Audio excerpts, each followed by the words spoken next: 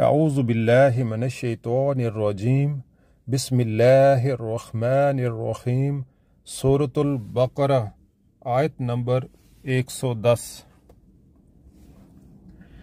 وَأَقِيمُوا الصَّلَاةَ وَآتُوا الزَّكَاةَ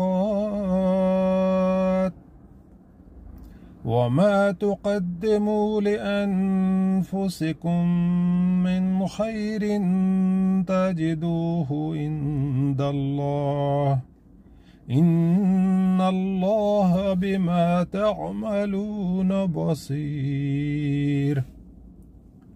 ترجمہ: نماز قائم کرو اور زکوٰۃ دو، تم اپنی عاقبت کے لیے جو بلائی کما کر آگے بھیجو گے اللہ کے ہاں اسے موجود پاؤ گے۔